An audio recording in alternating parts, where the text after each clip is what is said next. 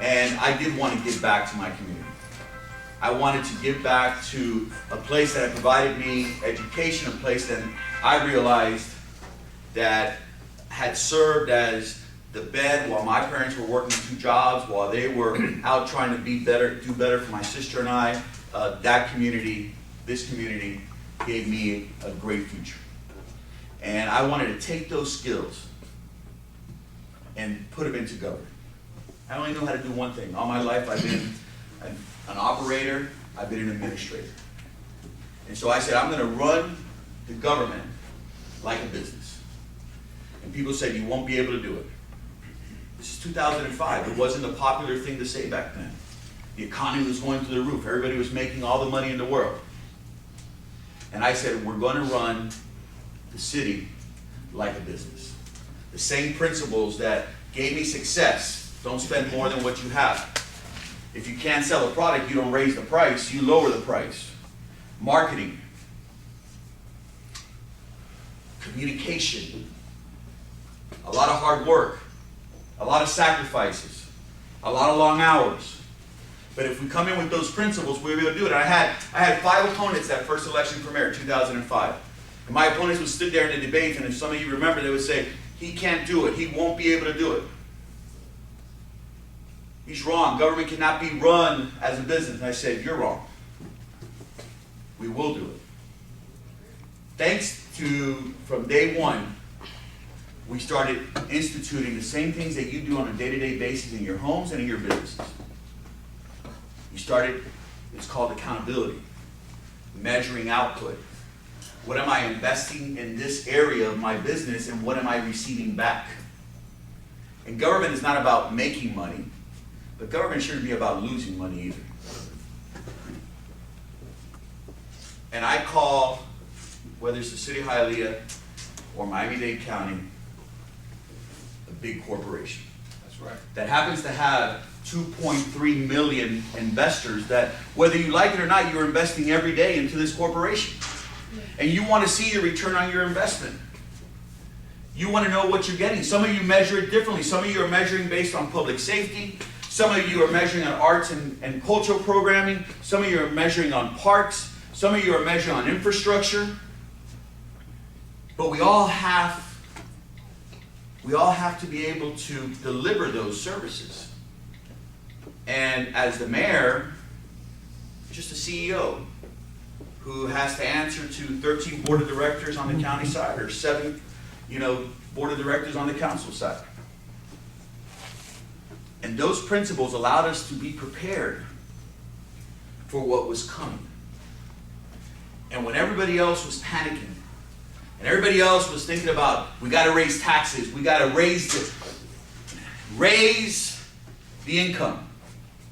Don't be fooled when you hear an elected official say we're going to raise the income. What does that mean? Who's going to pay more? You are. Why aren't they saying, and what we said is the same thing you do in your businesses, same things Millennium has to do here. Why don't we reduce the expenses? Why don't we look at what we need to do so that we don't have to tax or put additional obligation or send more inspectors out or tell Durham to charge more, or that we need 12 licenses to open one business, or that I have to go to 7 different places, pay 7 different fees, and by the time I get to the last place, I don't even care what they call it anymore. I just want to pay so I can get my license and get done with, because my time is more valuable than what they're making me go through. Oh, and by the way, why am I the enemy? I'm here to do something good that's going to provide jobs, that's going to provide opportunities. That's the mindset that we need to have. And that's what we have been able to succeed and do in the city. 5th largest city in the state of Florida, 250,000 people. In about 2.5 hours, we'll be close to 1 million people coming through the city because of our industry, because of our manufacturing, because of our businesses. Well, that same mindset is what we need to take to the county. Quite simple. And create a business structure. It is a strong merit form of government, just like the one we have in the city. And just like some people are saying now, you won't be able to do it, it's too big of a monster. It's $7.3 billion, bigger than 18 states of this union. 28,000 employees, you won't be able to do it. Yes, we will. Because not only do you deserve it, not only does this community deserve it, but the future, our children, our grandchildren deserve it. You know, this young lady who's here and is looking towards the future, she deserves it. And bringing that mindset, it's not rocket science, it's common sense. And to be able to market this community so we get more opportunity. See, capitalism, competition is good. It brings more people here, it brings more opportunities here, and that's what government should be. Government should be your silent partner who stands shoulder to shoulder with you and clears off the way so that those obstacles that come before you are cleared and that you're able to succeed. Government is never going to be the solution. And you're looking at someone who's been doing this for 14 years. Government will never be the solution. Now, government can be that good partner.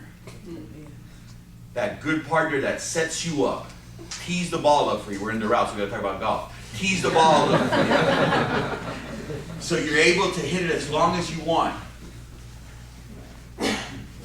And as elected officials, as public servants, as Pete said, we want to talk, Richard, about those new companies coming in. We want to talk about the opportunities that exist there so that they come here and they want to come here. And we want to make it easy for them. We want to make it convenient for them. We want them to come here and for them to be treated like a good customer. And I can go on and talk to you about some of the things we've done in the city. I created a course at Miami-Dade Community College called Customer Service for Public Employees.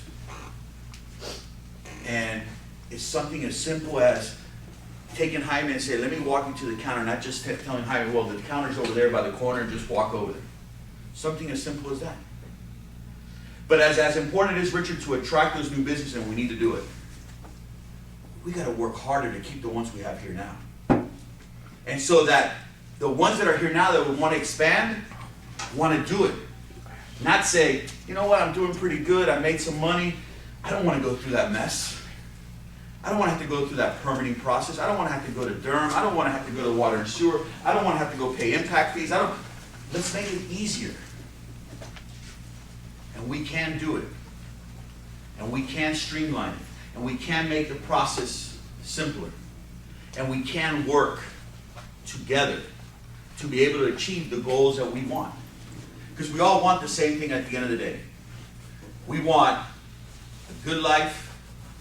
We want to be able to make it a better life for our children.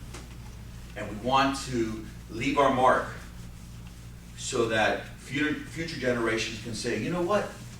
This business community that was here in the 2000s did a great job. And they left a good solid base for the future.